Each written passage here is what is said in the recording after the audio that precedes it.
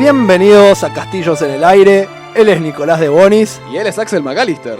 Y este es un capítulo que pensamos un poco como una segunda parte del capítulo anterior. El capítulo anterior era cómo puedo jugar. Y bueno, pensamos en este como ¿y si quiero dirigir? Así que bueno, en eso creo que nosotros también, alejándonos un poco de esta idea más mecánica, queremos por ahí explorar conceptos más principales por ahí a la hora, o más fundamentales a la hora de empezar a dirigir. Claro, más abstractos, cuestiones quizás que son más a tener en cuenta, como los conocimientos del por qué hacemos tales cosas o con qué motor ideológico tengo que seguir tal cosa, para después dar que el conocimiento mecánico se aprenda solo con cada juego que uno quiera jugar. Sí, tal cual, porque digo, tal cual como vimos con el capítulo de jugadores, la parte mecánica y la parte de reglas es cuestión de leerla y aprenderla. No hay mucho secreto. En cuanto a esto, es algo que nosotros pensamos son cosas que ayudan más a encarar la dirección del juego desde otro punto de vista. Exactamente, y también a formar una experiencia pensando en lo que los libros no nos dicen cómo pensar. Entonces, la mayoría de los libros o manuales van a tomar por sentado que uno ya sabe o que hay cuestiones muy fijas o prácticas de ese sistema. Acá vamos a intentar hablar de nociones más generales que son adaptables a todos lados y que incluso pueden hacer de otros sistemas con una experiencia más interesante. Bueno, en eso creo que lo primero sería pensar un poco por qué querés dirigir. O sea, cuál es la motivación detrás de todo eso, digamos, ¿no? ¿Cuál es tu objetivo? Claro, en esta división, ¿no? En esta pregunta de ¿por qué querés dirigir? ¿Cuál va a ser el hilo que te mueva hacia definir? Ok, quiero ser un director, un narrador, un máster.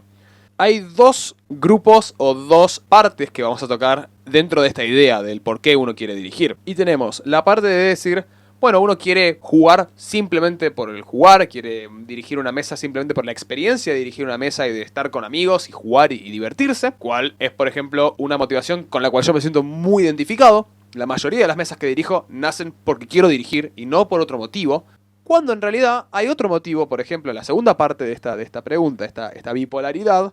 Uno quiere en realidad desarrollar un tema o analizar un sistema o profundizar sobre un tópico o un ambiente. Sí, digo, creo que por ahí el primer caso también se puede dar cuando si un grupo por ahí no tiene a nadie experimentado previamente, es muy normal que alguien tenga que agarrar el trabajo de narrador, no necesariamente por querer algo en específico, sino porque quiere proveer... Sí, es necesario. Claro, es necesario y quiere proveer diversión para su grupo que estaban todos buscando jugar rol. Claro, yo creo que vos encajás un poco más, Axel, en el... Yo en el segundo, definitivamente. O sea, yo creo que desde un principio fue una forma de explorar mi creatividad y también en explorar narrativas particulares. Digo, en la primera que me empecé a sentir cómodo como director de juego y ya habiendo dirigido D&D por un par de meses, me di cuenta, por ejemplo, que yo quería más que nada dirigir cosas o un ambiente más oscuro por ahí o más realista, ¿no?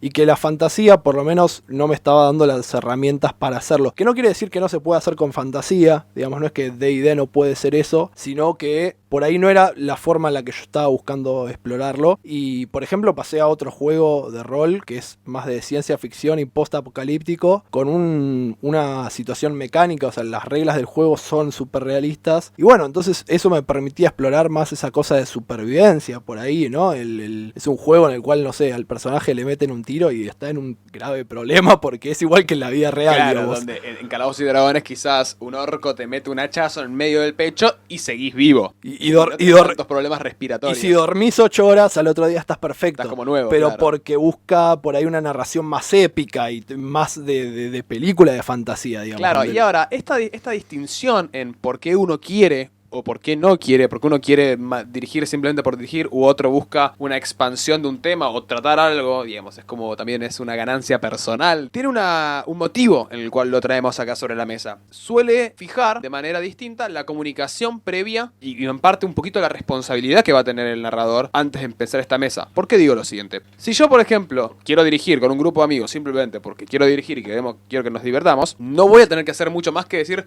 chicos, nos juntamos a jugar rol, dale, nos juntamos a charlar y en esa sesión, en esa juntada que hacemos, pregunto, che, ¿qué quieren jugar? ¿Qué les coparía? ¿Qué les interesa? Porque total, yo simplemente quiero dirigir.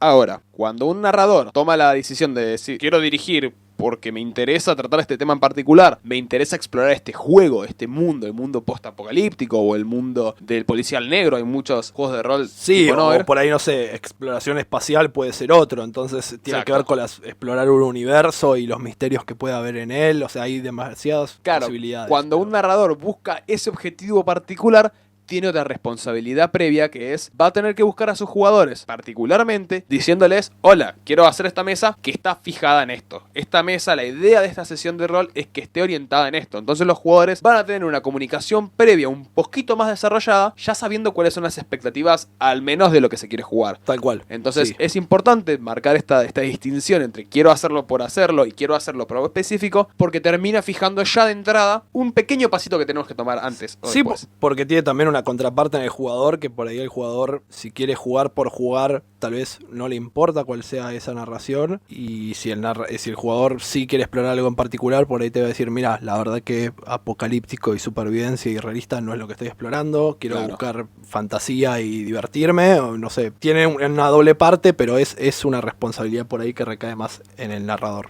Exactamente. Bueno, y estuvimos usando mucho la palabra responsabilidad. Ser narrador de una mesa de rol tiene un montonazo de responsabilidades. Ahora, ¿por qué una responsabilidad? Bueno, vamos con el concepto básico de ser el narrador. Sos lo que mucha gente puede llegar a interpretar como un dios. Sos quien tiene el poder total sobre el mundo que se presenta a los jugadores. Y como una vez dijo el tío Ben, todo poder conlleva una gran responsabilidad. Es cierto. Entonces, con esta idea de que uno es un ser omnipresente y omnipotente para los jugadores, tenemos las responsabilidades más claves, digamos, para que esa mesa funcione, para que los jugadores tengan una buena experiencia también. Sí, tal cual, y porque se da como, tiene como esas responsabilidades tanto adentro como afuera, porque vamos a explorar, digamos, las dos temáticas, pero uno es como omnipresente adentro del omnipotente adentro del juego, pero también tiene como un poquito más de autoridad por fuera y funciona a forma de moderador del grupo. Al ser este ente poderoso dentro de la narrativa del juego, es casi natural que los jugadores por fuera de la mesa, en la vida real, también lo tengan a un Sí, se poquito referencian más claro. en Lo tienen el- como un modelo en realidad, y lo tienen como quien termina tomando ciertas decisiones importantes. Tal cual. Una cosa a tener, digamos, en cuenta con esto es los narradores. Si hacemos una división de roles dentro de una mesa, tenemos a los jugadores y los narradores. Y generalmente las mesas suelen tener un solo narrador, no siempre es el caso, pero suelen tener un solo narrador y, por ejemplo, 5 jugadores. ¿Esto qué quiere decir? Que, por ejemplo, un día si se juntan a jugar en situaciones normales y no de cuarentena, porque si no estamos en un problema, si se juntan a jugar y justo un jugador no puede, no pasa nada. Ese personaje que interpretaría ese jugador puede quedar en pausa, puede estar haciendo otra cosa. Mientras que si se van a juntar a jugar y falta el narrador, que es el hilo conductor de la historia, Sí, no va a ser posible. Es imposible. Sí. No va a ser para nada posible. Y si intentan reemplazar al director por esa sesión, va a ser un caos absoluto y no tendrían que hacerlo. No lo recomiendo. Bien, en eso entonces me parece por ahí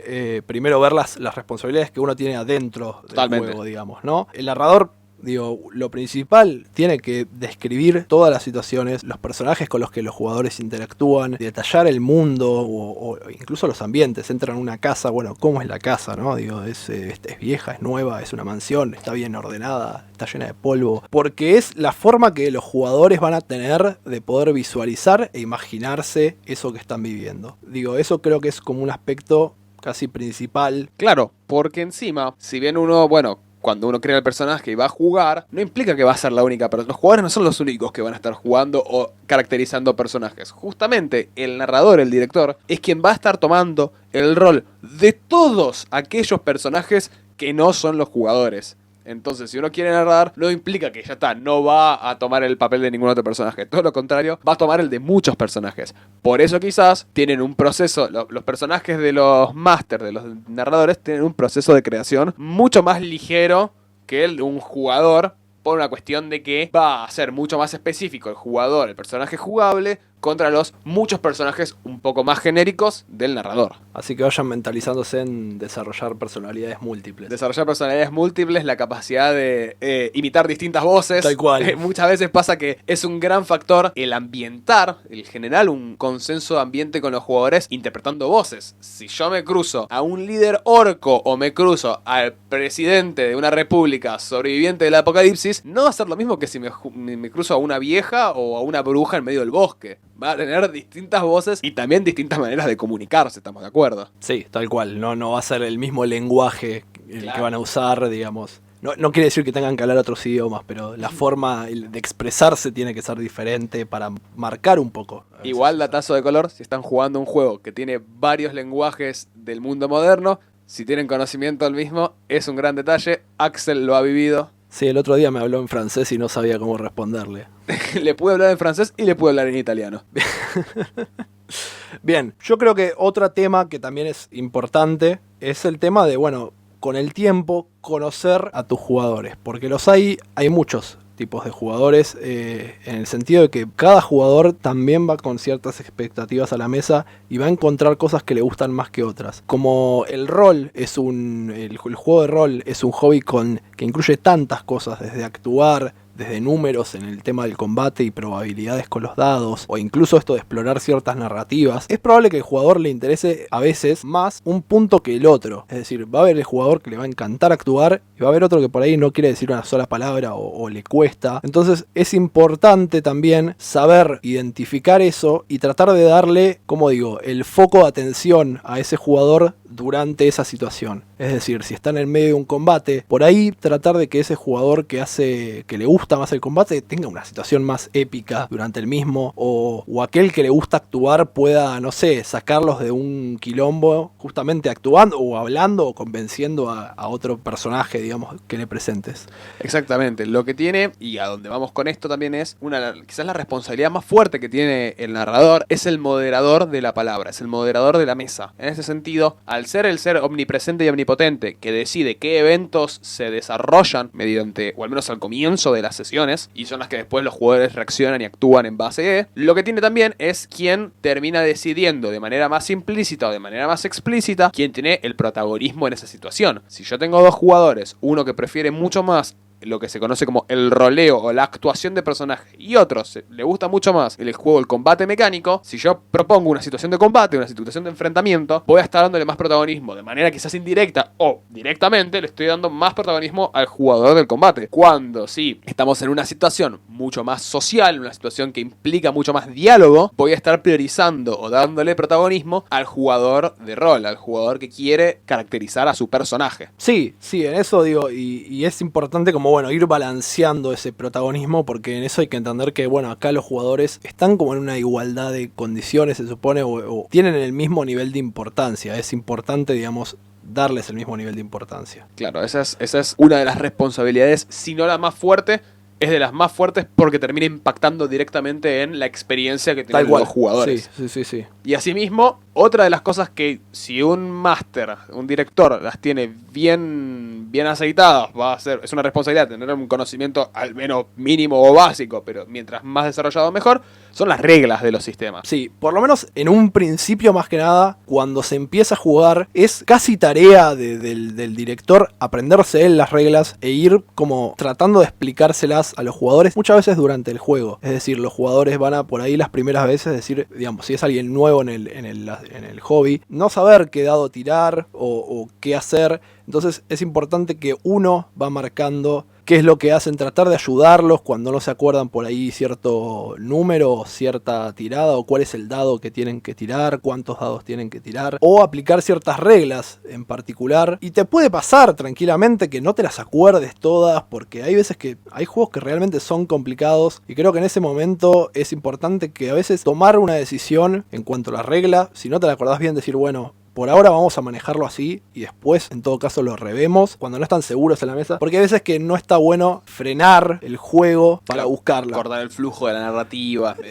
Claro. Hay veces que se puede, hay veces que no hay problema y decís, bueno, a ver, frenemos, busquemos, no pasa nada, pero hay veces que el punto de la narrativa es como por ahí, súper importante o súper lleno de tensión y no querés frenar a decir como, bueno, frenemos todo este ambiente en el que estamos para buscar una regla. Sí, es mejor. Encima cuesta formar esos ambientes en muchas situaciones. Sí, tal trabajo. cual. Y en cuestiones de esto es cuando a veces uno no sabe mucho una regla o tiene la circunstancia donde se queda trabado.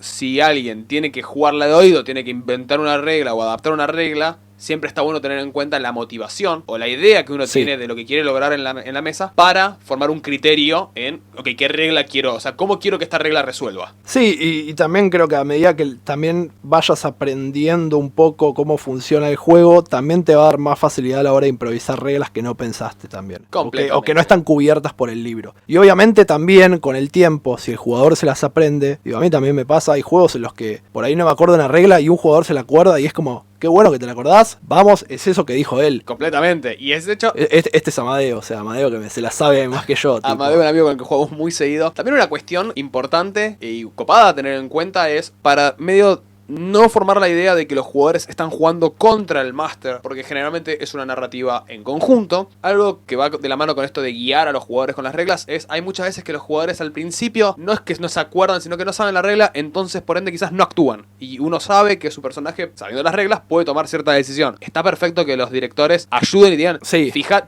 mira que en la hoja vos tenés esta habilidad, podés usar esto. Porque también eso, el primero, hace que el jugador se dé cuenta de algo que puede hacer y lo recuerde, destraba la narrativa, porque hace que de repente un personaje que no estaba haciendo algo que podía hacer, lo haga, entonces eso de alguna manera afecta la narrativa, y también hace al jugador entrar un poco en confianza, ¿no? En que uno está al tanto, en que no están solos y de que no se sientan mal por no saber algo. Sí. Bueno, después entran otro grupo de responsabilidades que son las que van más por afuera del juego en sí, digamos, porque como mencionamos, al tener como estas responsabilidades, esta autoridad, también te pone a veces por arriba de los jugadores en lo que va afuera del juego, digamos. Todos se van a referenciar en vos para un montón de cosas. Hay una cuestión que es, por ejemplo, armar el grupo. Ya de por sí a veces armar el grupo depende del director. Es el director el que le propone a sus amigos o a tal, le digo, che, estoy armando una mesa, quiero que vengas a jugar, ¿te interesa? Ya eso te pone, ¿no? en una situación en la cual sos el que está como dijimos antes, moderando todo esto. También por ahí asegurar la continuidad, digamos, ¿no? Porque es común que la gente, ahora por ahí la gente está con más tiempo, pero normalmente si uno labura, estudia, además, está con poco tiempo. Entonces hay veces que es tarea del director agarrar, no sé, el grupo de WhatsApp en el que están y decir, chicos, jugamos esta semana, pueden, no pueden, cuándo pueden, organizar el horario, digamos. Claro, organizar horarios, al mismo tiempo también es formando la continuidad, es también parte de la responsabilidad del narrador, a la hora de que quizás parte del grupo pueda y una parte no, quizás un jugador no puede, muchas veces pasa que uno no puede continuar con una mesa porque surge un proyecto, surge un trabajo, surge un montonazo de cosas, un jugador generalmente no va a tener otra opción más que decir, che, me tengo que dar de baja, y también pasa a ser parte del narrador. Para mantener la continuidad de esa mesa es encontrar a quien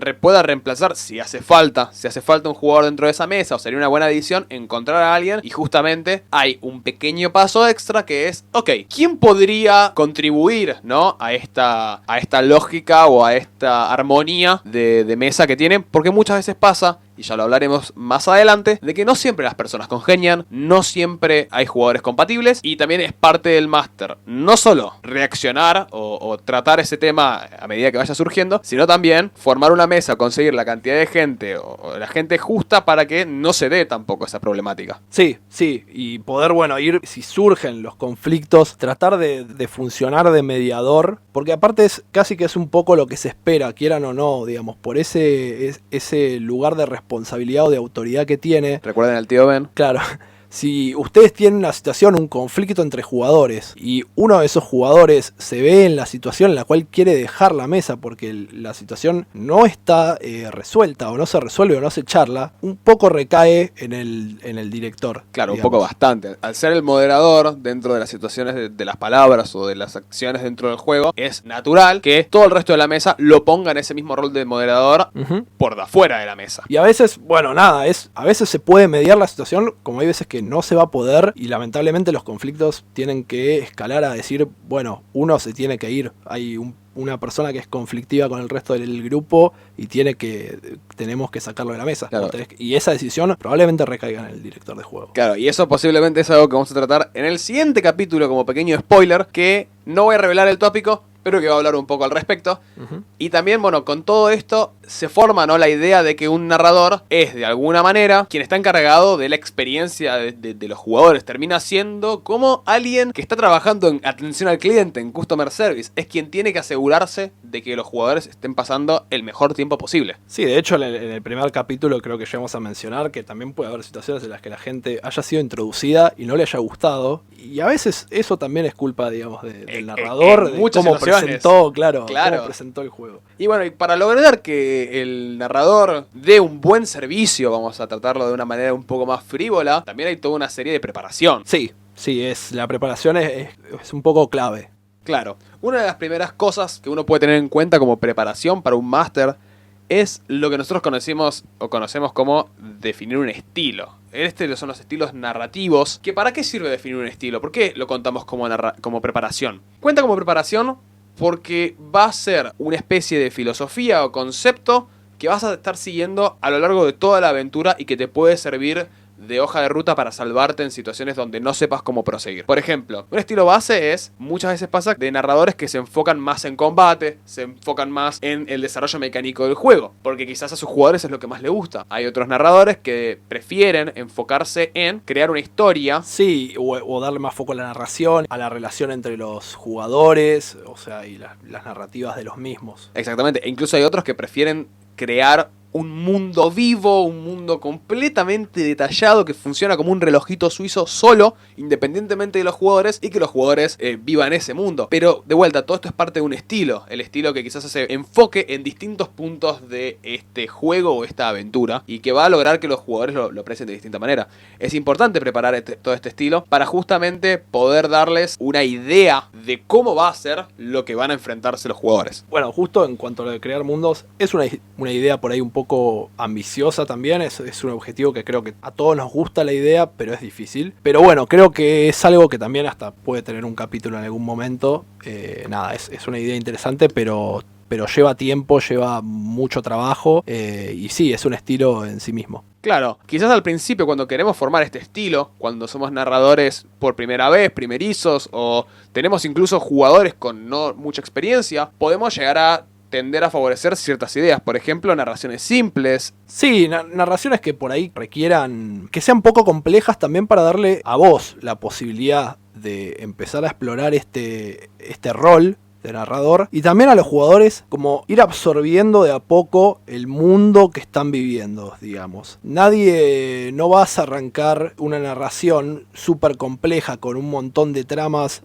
entremezclándose si los jugadores todavía no saben bien cómo se juega. A veces es mejor por ahí arrancar, no sé, en un ambiente más cerrado, más chico, en vez de ir a todo un mundo ya de una, por ahí un pueblo. Claro, es el clásico en Calabozos y Dragones, empiezan en la taberna y alguien viene y les hace su trabajo. Es como la base. Bueno, hicieron ese trabajo, y ese trabajo por ahí fue, ¿sabés que hay una persona que salió al bosque a cazar, se perdió, la estamos buscando, no la encontramos? Bueno, es simple, es conciso, tenemos este trabajo que hacer, y es una forma de introducir a los jugadores de una forma simple, de una forma que todos pueden entender, que es, bueno, ok, nos están pagando a todos porque tenemos, entre comillas, facilidad para esto, porque justo también son los héroes de la historia. Nada, y eso los lleva a actuar en conjunto y a mover la narración con algo que es mínimo y que a los jugadores les permite por ahí ir explorando este pueblo, ir explorando qué son las relaciones que hay en él, antes de pasar por ahí a un plano más complejo o mayor. Exacto. Otra de las preparaciones quizás que puede tener en cuenta, que debería tener en cuenta en realidad, un narrador, es linkeándonos al capítulo que acabamos de subir, el de los jugadores, donde nosotros les instamos a crear un trasfondo, desarrollar una historia detrás del personaje. El narrador, una de las preparaciones y herramientas que tiene es justamente ayudar a los jugadores a desarrollar y a conectar sus trasfondos, sus historias de atrás, con todo lo que se va desarrollando en la historia. Es una preparación y al mismo tiempo es un recurso. Sí, porque digamos, hay veces que también te puede pasar que decís, estoy corto de ideas, no sé qué, y por ahí la misma historia de trasfondo de un jugador te dio un personaje que es recontra usable para tu historia y que está bueno porque es un personaje que él ya conoce conoce, entonces le agrega otro peso para ese jugador a la narración, porque de repente es algo que él creó que está ahí, ¿no? Y está bueno poder aprovecharlo, es siempre un recurso y una oportunidad, digamos. También otra de las preparaciones muy copadas que puede llegar a tener un narrador, otro punto a tener en cuenta para las preparaciones que puede llegar a tener un narrador es la idea de formar una sesión cero, lo que se conoce como el punto inicial en toda mesa, que quizás puede cubrir lo que dijimos previamente de comunicación con los jugadores, de ver qué pretenden, qué les gustaría jugar, o comunicarles cómo va a ser en realidad lo que queremos dirigir porque estamos enfocados en una idea. Sí, o incluso hay veces que jugadores les interesa por ahí que sus personajes ya se conozcan por ahí. Hay 2 jugadores que les interesa que sus personajes sean hermanos, por ejemplo. Bueno, entonces todo eso se ve en la sesión 0, ¿no? Está bueno porque es como, bueno, también esto, como dijiste, ver las expectativas, ver qué arma cada uno, le permite al narrador decir, ok, ellos se crearon esto y esto, todos más o menos estamos al tanto y en la misma página, y él puede empezar a escribir o a desarrollar una trama desde, nada, sabiendo que todos estamos... Exacto, se empieza a formar lo que son las narraciones bilaterales, multilaterales dentro de las mesas. Está buenísimo que la sesión 0 puede ser también justamente un foco de brainstorming, una lluvia de ideas para poder formar personajes, desarrollar historia, crear mundo. Y suma mucho a la idea de narración colectiva. Sí, es más, creo que hay juegos incluso de rol que ya lo tienen incluso dentro de las reglas. El tema de hagan una sesión 0, y hasta hay juegos que pretenden que ya se conozcan todos desde un principio. Que es una posibilidad, digo, que por ahí es parte de la mecánica del juego que los jugadores estén relacionados y que ya arranquen relacionados. Pero bueno, eso es también otra cosa a discutir entre si quieren hacerlo así o no hacerlo así, digamos. Exactamente. Al final del día, una de las grandes cosas que siempre va a tener que tener en cuenta el narrador es la comunicación y poder proveer una buena comunicación en su mesa. Ahora, ya cubrimos un poco lo básico o quizás lo más etéreo de lo que es ser un narrador, digamos. Cosas a tener en cuenta, preparaciones y responsabilidades que suelen ser bastante claves y que de las cuales no se suele hablar mucho. Por ejemplo, soy un narrador nuevo, Axel, acabo de empezar. ¿Qué me aconsejas? Yo creo que siempre el mejor consejo va a ser empezar con una aventura de manual. Es decir, casi todos los juegos de rol suelen largar su manual de reglas y de cuál es el mundo en el que estás jugando, pero a su vez suelen tener manuales que son aventuras escritas por los mismos editores y los que publican el juego de rol. Esas aventuras algunas de ellas suelen ser muy buenas para iniciar a jugar ese juego. Por ahí pongo el ejemplo, bueno, el juego de rol que yo les dirigí, que mencionamos anteriormente, este post-apocalíptico, tiene una aventura introductiena que dicho yo sea usé. de paso, se llama The Genesis. Sí, y soy muy fanático, ya me van a empezar a escuchar más adelante hablar mucho al respecto. Pero tiene una aventura introductoria que sirve muchísimo, por ejemplo, para introducirlo. Y lo mismo con D&D, bueno, vos todos con D&D de quinta edición, todos acordamos que la mejor aventura es Curse of Strahd. Curse of Strahd, sí, y la verdad que creo que todos los jugadores que tuve en mi vida en algún momento en realidad, todos pueden decir que jugaron una aventura escrita de D&D dirigida por mí, porque suelo ser quien elige dirigir todas las aventuras escritas que tiene D&D, por una cuestión de que me gusta mucho la idea de narración que suelen tener en gran variedad. La Maldición de Strahd es la mejor, en nuestra opinión. Sí, porque ya pone a los jugadores en un mundo, los transporta directamente a un mundo en el cual está gobernado por un vampiro y el único objetivo que tienen es poder escapar de este plano, de este lugar. Claro. Entonces ya de por sí los jugadores están unidos por una situación externa y empiezan a desarrollarse en este mundo que es fantástico, es muy buena aventura. Y bueno, en ese sentido, como tenemos que formar la idea, la identidad de un mundo victoriano, vampiresco, lúgubre, con niebla, qué mejor que poner música de órgano de fondo. Sí, creo que setear el ambiente a veces es clave. Poder, si estás, depende también siempre de dónde estés jugando. Uno siempre tiene que tener en cuenta también, ¿no? Las condiciones en las que juega. Pero digamos, si tenés la posibilidad de poner música, hay playlists en Spotify o en YouTube que sirven tipo para directamente ambientar algo en particular. Incluso sonido de rayos y cosas por el estilo que están mezclados con música. Claro, ruido blanco, sí, de fondo. Así que creo que eso también está muy bueno. Es una forma de hacer más inmersivo toda la experiencia de jugar rol y que también, bueno, como muchas otras cosas recae en el máster, claro, poder lograrlo. Es un consejo del máster justamente porque si bien todos los jugadores siempre van a tener opciones, consejos o preferencias, también termina recayendo en el máster, ¿no? La idea de formar un ambiente, gestar un ambiente que sea inmersivo. Yo me acuerdo una vez que teníamos que jugar un juego, se llama 10 velas el juego. Es un juego de rol donde todos los jugadores están en un mundo que el sol se apaga, pasa a estar conquistado por la oscuridad y lo único que tienen son una vela cada uno en realidad. En total tienen 10 velas. Y cada vez que fallan una situación se apaga una vela. Y las velas no se pueden volver a prender. ¿Y qué pasa? A medida que van teniendo menos velas, van teniendo menos dados para tirar y poder hacer las cosas bien. Me parece fantástica la idea. Y la manera de ambientar lo que yo me acuerdo cuando lo jugamos fue directamente, hay 10 velas. Sobre la mesa, estamos punto. oscuras. Sí. Me acuerdo que puse todo mantas en las ventanas, estábamos completamente oscuras y es, ok, hay 10 velas. Se apaga una, se apaga esa vela. Cuando queda una, me acuerdo que llegamos a quedan 2 y eran 5 jugadores alrededor de 2 velas cagados hasta las patas. Sí, me imagino que debe ser buenísimo toda esa experiencia. Pero bueno, y hablando de aventuras también escritas por las mismas ediciones, también tenemos infinita cantidad de material en YouTube, ya sean videos, hay otros podcasts hablando de rol, muchos otros podcasts hablando de rol. Sí, creo que material en internet hay muchísimo. Yo en particular fui de usar durante el tiempo que dirigía D&D muchísimo material de la comunidad.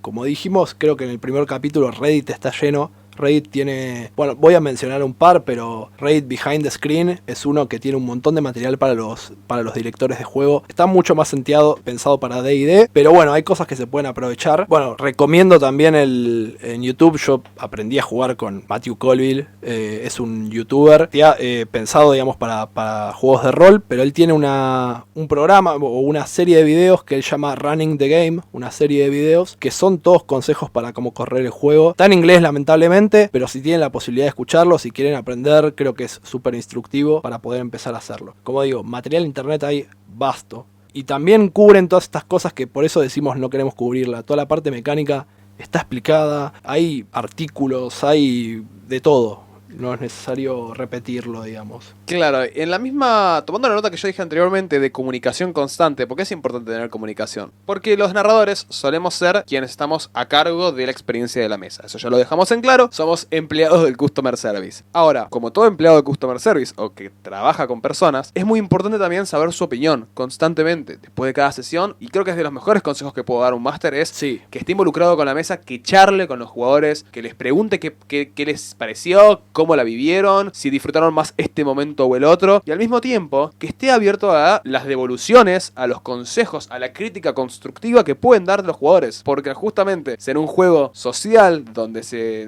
nos basamos en relacionarnos con otros seres, y siendo nosotros los directores y ellos los jugadores, son ellos quienes por su aprobación o por su perspectiva van a hacernos mejorar eventualmente como masters. Sí, justo esto de la comunicación, sí, creo que hay un punto en el cual uno puede saber que su mesa va bien cuando hablan del juego por afuera de las sesiones en sí. Cuando vos terminás una sesión y al otro día están hablando en el grupo de WhatsApp a full, sabés que es porque la situación viene bien o porque a los jugadores les está gustando o están interesados en lo que está pasando. Exactamente. Y al mismo tiempo esa comunicación te puede dar distintas herramientas como por ejemplo saber, ok, sabés a qué jugador le gusta más qué cosa, entonces puedes preparar situaciones mejores para cada jugador. Puedes establecer la longitud también de la aventura o de la sesión que estás jugando. Hay mesas que dan para jugar 3 años, 4 años, hay mesas que dan para jugar 2 sesiones o un mes entero. Varía mucho y varía mucho también por los jugadores. Entonces la comunicación constante, formar un canal de comunicación constante, te permite tener un acceso de información increíble para mejorar toda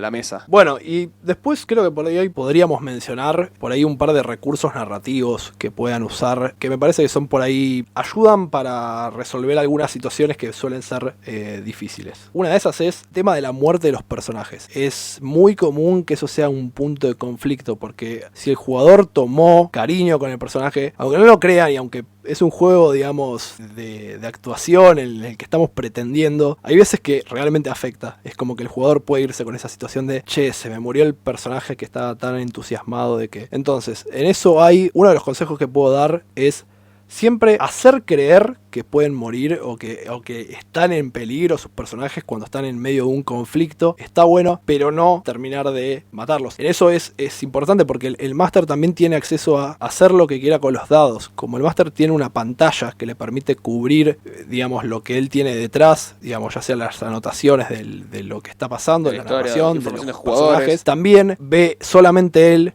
lo que tira en sus dados. Entonces en eso también él puede marcar si quiere o no quiere matar al personaje, si quiere fallar. Claro, en la a veces tirada. justamente para evitar que un personaje muera o suceda algo no deseable, el mismo Master puede fingir que la tirada no fue exitosa, simplemente para evitar una situación que de otra manera sería un poco incómoda.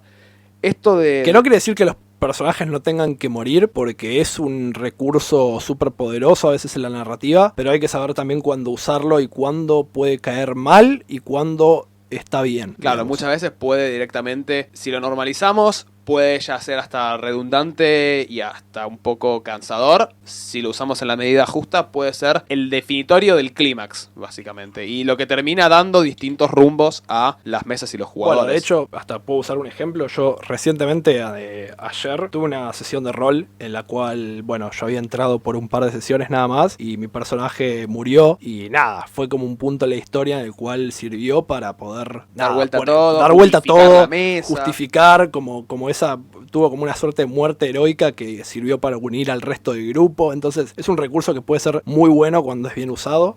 Pero sí, también hay que tener cuidado. Claro, con la misma idea esta de jugar con la muerte, dar la idea de mortalidad, pero no abusar de ella, también está la idea de, ok, siempre presentar desafíos a tus jugadores que puedan resolver. Nunca presentar algo que sea más allá, que vos sabés que no van a poder resolver, o que esté mucho más allá de sus capacidades, tanto por experiencia como por la capacidad mecánica del juego, por el nivel de los personajes, o por los objetos que tengan. Por una cuestión de que no hay cosa tan más frustrante que te pongan una pared. Y no tenés ninguna manera alguna de subir esa pared. No, está bueno que los jugadores, si bien algunos pueden ser más complejos que otras, siempre tengan una manera de resolver un conflicto, de superarlo, que también puede ser alejándose de ese conflicto también. Sí, también es importante que por ahí, es cierto, no la pueden resolver, digamos, directamente o ganarla, pero es una buena oportunidad para educar a los jugadores en que no siempre van a ganar y que a veces puede haber derrotas y son parte de esa narración también. Correr del conflicto o por ahí rendirse en una situación de conflicto, rendirse y decir, bueno, vamos a ver cómo lo resolvemos más adelante. Una derrota no es el final, en realidad. Cual. Es esa idea de que es un juego de rol. Si bien algunos de los juegos de rol son mucho más fantásticos y hacen que los protagonistas tengan obligatoriamente el rol de héroes, por ejemplo, el Séptimo Mar, Seven Sea, tiene la idea de que los jugadores son héroes. De que son algo claramente superior o diferente al común de la gente. Claro, porque... donde quizás tenés juegos como justamente de Genesis,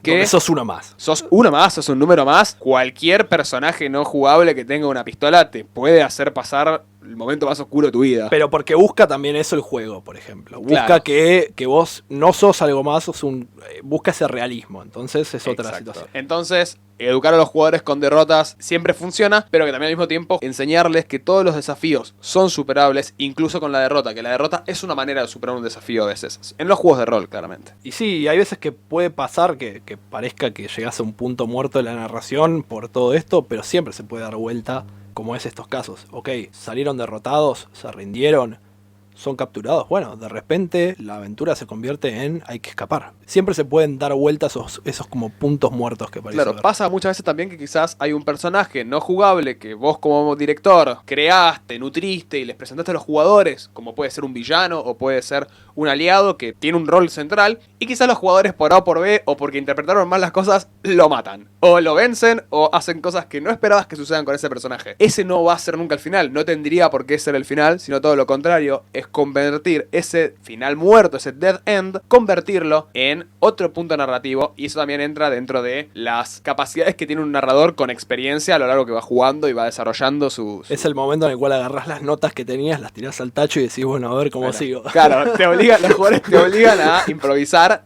que está buenísimo porque es una forma más que también vos como narrador puedas mejorar y conseguir nuevas actitudes. Sí, tal cual. Pero bueno, qué sé yo, tanto habla, 2 capítulos y al final... Estamos construyendo castillos en el aire. Esta vez lo dijimos bien, lo dijimos bien. Muchas gracias por habernos escuchado, esperamos que hayan disfrutado de estos 2 capítulos y nos vemos la semana siguiente.